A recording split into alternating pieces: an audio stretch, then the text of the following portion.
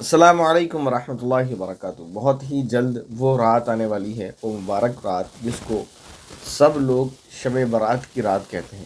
یہ لفظ غلط ہے، شب برات کی رات نہیں ہوتی، یا تو شب برات کہہ لیں یا لیلۃ البرات کہہ لیں یا برات کی رات۔ شب برات کی رات کہنا ایسا ہی ہے جیسے چیلڈ واٹر کا پانی، بہرحال تو ایسا نہیں کہنا چاہیے، تو لفظ ہے شب برات۔ اس رات میں لوگ مختلف قسم کی عبادات کرتے ہیں، نمازیں پڑھتے ہیں، نفل نمازیں، تسبیحات، ذکر و اذکار وغیرہ۔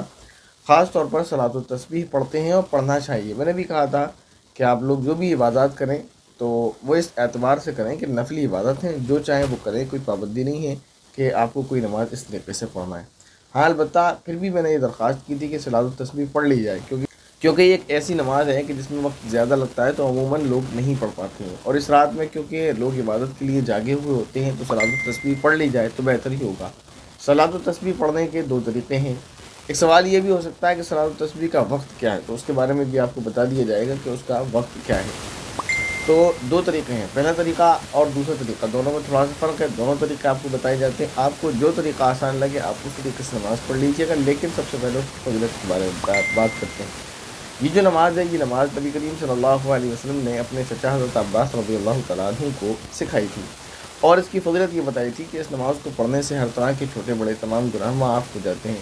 دوسری بات یہ ارشاد فرمایا تھا کہ اس نماز کو اگر ہو سکے تو روزانہ پڑھو، اگر نہ ہو سکے تو ہفتے میں پڑھو، اگر نہ ہو سکے تو مہینے میں پڑھو، اگر نہ ہو سکے تو سال میں پڑھو، اگر نہ ہو سکے تو زندگی میں ایک مرتبہ ضرور پڑھو۔ یہ نماز ایسی فضیلت والی ہے کہ جس کو نبی کریم صلی اللہ علیہ وسلم پڑھنے کو بتا رہے ہیں، یہ بتا رہے ہیں کہ زیادہ سے زیادہ جتنا ہو سکے اتنا پڑھو، لیکن ساتھ ہی یہ بھی بتا دیا کہ یہ فرض اور واجب نہیں، نفل نماز ہے، تو جتنا آپ سے ہو سکے اتنی ہی پڑھیں۔ اگر روزانہ پڑھ سکتے بہت اچھی بات ہے، نہیں تو ہفتے میں پڑھ لیں، نہیں تو مہینے میں پڑھ لیں، نہیں تو سال میں پڑھ لیں، ورنہ زندگی میں ایک بار تو ضرور پڑھیں۔ بہرحال آپ سے بھی یہی درخواست ہے، یہی بات بعین ہی نقل کرتے ہیں ہم کہ اگر ہو سکے تو روز پڑھیں، ورنہ ہفتے میں، ورنہ مہینے میں، ورنہ سال میں، ورنہ زندگی میں ایک بار تو پڑھ لیں۔ بہرحال شب برات میں اگر آپ لوگ جاگیں تو آپ اس رات میں یہ پڑھ لیں۔ اس کا طریقہ کیا ہے؟ نیت باندھ لینا ہے 4 رکعت نماز کی، جو ہے صلاۃ التسبیح کی جو نماز ہے، یعنی یہ بھی ایک غلطی ہے کہ لوگ صلاۃ التسبیح کی نماز کہتے ہیں، یا تو نماز تسبیح ہے، یا تسبیح کی نماز ہے، یا صلاۃ التسبیح ہے، لیکن یہ اتنا زیادہ بولا جانے لگا ہے کہ صلاۃ التسبیح کی نماز ہر ایک کی زبان پر۔ بہرحال تو یہ جو نماز ہے اس کا طریقہ کیا ہے؟ آپ نیت باندھ لیں 4 رکعت صلاۃ التسبیح کی نیت سے۔ نیت باندھنے کے بعد اب دو طریقے ہیں۔ پہلا طریقہ آپ سن لیں، ایک طریقہ یہ ہے کہ آپ ثنا اور اعوذ باللہ بسم اللہ سورہ فاتحہ اور کوئی اور سورت پڑھنے کے بعد رکوع میں جانے سے پہلے 15 مرتبہ تیسرا کلمہ سبحان اللہ والحمد للہ ولا الہ الا اللہ واللہ اکبر یہاں تک پڑھ لیں۔ پھر رکوع میں جائیں اللہ اکبر کہہ کر، اور رکوع میں جا کر رکوع کی تسبیح پڑھیں، کم سے کم 3 مرتبہ، ورنہ 5 7 جتنا آپ سے ہو سکے۔ اس کے بعد 10 مرتبہ آپ اس تسبیح کو پڑھ لیں، یعنی اس کلمے کو پڑھ لیں، 25 ہو جائیں گے۔ پھر رکوع سے اٹھیں گے، سمع اللہ لمن حمدہ اللہم ربنا ولک الحمد حمدا کثیرا طیبا مبارکا فیہ کہہ کر پھر آپ 10 مرتبہ اسے پڑھ لیں، 35 ہو جائیں گے۔ پھر سجدے میں جائیں گے، سجدے کی تسبیح پڑھیں سبحان ربی الاعلیٰ 3 بار، 5 بار، 7 بار جتنا ہو سکے، اس کے بعد 10 مرتبہ پڑھ لیں، 45 ہو جائیں گے۔ پھر اٹھ کر بیٹھیں گے اللہ اکبر کہہ کر، پھر 10 مرتبہ پڑھ لیں۔ دعا پڑھنے کے بعد جلسے کی اگر آپ کو یاد ہو، نہیں یاد ہو کوئی مسئلہ نہیں ہے، تو یہ آپ کے 55 ہو جائیں گے۔ پھر آپ سجدے میں جائیں گے، پھر سجدے کی تسبیح پڑھنے کے بعد پھر پڑھ لیں، تو پھر آپ کے اس طرح سے 65 ہو جائیں گے۔ پھر آپ جب اٹھیں گے، کیونکہ پہلی رکعت میں 2 سجدے کرنے کے بعد کھڑے ہوتے ہیں، تو کھڑے نہیں ہونا ہے، بیٹھ جانا ہے۔ بیٹھنے کے بعد اللہ اوپر کہہ کر بیٹھیں گے، اور پھر اس تسبیح کو 10 مرتبہ پڑھ لیں گے۔ یہ آپ کی 75 جو ہو جائیں گی ایک رکعت میں، اور پھر آپ کو بنا اللہ اکبر کہے ہوئے کھڑے ہو جانا ہے۔ تو اس طریقے سے آپ کی نماز مکمل ایک رکعت مکمل ہو جائے گی، اور ایک رکعت میں 75 تسبیحات۔ اسی طرح سے دوسری تیسری چوتھی رکعت آپ کو مکمل کر لینا ہے۔ دوسری رکعت میں جب آپ کھڑے ہوں گے تو کھڑے ہونے کے بعد پھر اسی طرح سے آپ پوری نماز پوری کر لیں گے، یعنی ایک رکعت میں 75 اور 4 رکعت میں 300 مرتبہ تسبیح آپ کی ہو جائے گی۔ دوسرا طریقہ یہ ہے کہ آپ اللہ اکبر کہہ کر نیت باندھیں، نیت باندھنے کے بعد پہلے ثنا پڑھیں، ثنا پڑھنے کے بعد 15 مرتبہ تسبیح پڑھ لیں، پھر اعوذ باللہ بسم اللہ سورہ فاتحہ سورت پڑھ لیں، پھر اس کے بعد رکوع میں جانے سے پہلے 10 مرتبہ پڑھ لیں، تو یہ 25 مرتبہ آپ کے قیام میں ہو گیا۔ پھر رکوع میں، پھر قومے میں، پھر سجدے میں، پھر جلسے میں، پھر سجدے میں، تو سجدے تک جب آپ پڑھیں گے تو آپ کی یہ 75 ہو جائیں گی۔ تو پہلی رکعت میں آپ کو اس صورت میں بیٹھنا نہیں پڑے گا، یعنی اس دوسرے طریقے کی نماز کے دوسرے طریقے میں بیٹھنا نہیں پڑے گا۔ سجدے میں جو دوسرا سجدہ ہے آپ کی اس میں 75 ہو جائیں گی، फिर आप अल्लाह ऊपर कहकर सीधे खड़े हो जाएं और खड़े होकर फ़ौरन दूसरी रकात में फ़ौरन खड़े होने के बाद आप जो है पहले 15 मरतबा तस्बीह पढ़ लेंगे, फिर सूरह फातिहा कोई सूरत पढ़ेंगे, फिर इसी तरह रुकू में जाने से पहले 10 मरतबा पढ़ेंगे, तो फिर ये क़याम में 25 हो जाएंगे, फिर रुकू में जो है सजदा जलसा वगैरह करेंगे, तो फिर ये इस तरह 75 हो जाएंगी। तो इस तरीके से आप जो है चारों रकात नमाज पढ़ सकते हैं।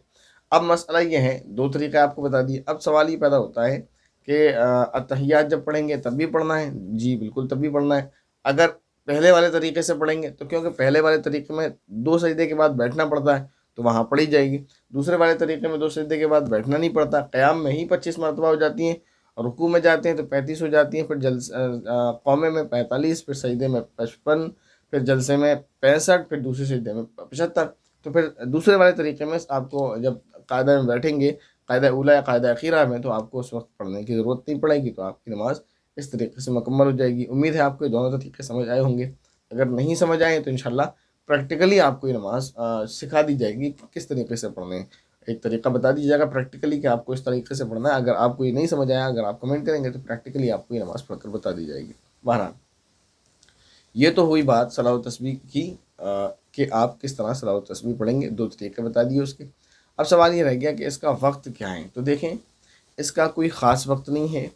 इसको मकरूह औक़ात यानी तुलुए फ़जर और तुलुए आफ्ताब, ज़वाल आफ्ताब और गुरूब आफ्ताब, इन 3 वक्तों के अलावा आप किसी वक्त में पढ़ सकते हैं।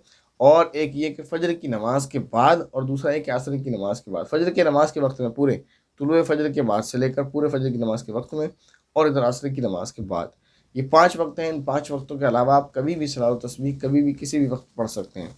इसी तरह आप लैलतुल बारात में यानी शब बारात में जागेंगे तो उस रात में भी आप जिस वक्त चाहें उस वक्त पढ़ सकते हैं। चाहे आप इशा के फ़ौरन बाद पढ़ लें, या रात के 12 बजे 1 बजे पढ़ लें, या सुबह फजर से पहले के वक्त में पढ़ लें, जिस वक्त आप चाहें उस वक्त पढ़ सकते हैं।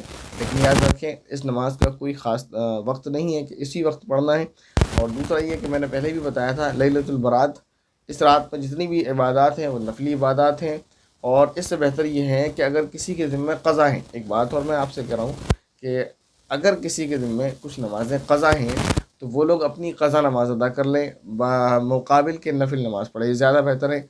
हम ये देखते हैं कि लैलतुल बारात में लोग आते हैं, कसरत से ज़्यादा नफिल नमाज़ें पढ़ते हैं, और ज़्यादा से ज़्यादा नफिल नमाज़ पढ़ने की कोशिश करते हैं, अच्छी बात है।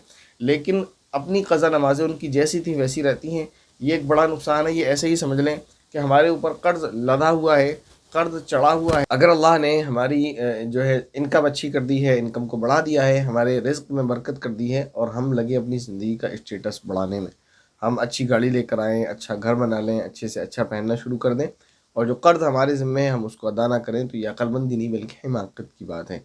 ऐसे ही वो लोग माज़रत के साथ, जो लोग जिनके ज़िम्मे क़ज़ा नमाज़ें हैं, वो अपनी क़ज़ा नमाज़ें नहीं पढ़ते, और शब बारात में रात को जाग कर जो है नफिल नमाज़ें कसरत से पढ़ते हैं, 100 रकात पढ़ ली, किसी में 200 रकात पढ़ ली, यकीनन ये अच्छा अमल है। लेकिन क़ज़ा नमाज़ों के होते हुए नफिल नमाज़ पढ़ना यह अक्लमंदी की बात नहीं है। आप अपनी क़ज़ा नमाज़ें मुकम्मल करें, उसके बाद आप नफिल नमाज़ पढ़ें। अल्लाह ताला से दुआ है कि अल्लाह ताला समझने की और अमल करने की तौफ़ीक़ अता फ़रमाए। आमीन। अस्सलामु अलैकुम व रहमतुल्लाहि व बरकातुहू।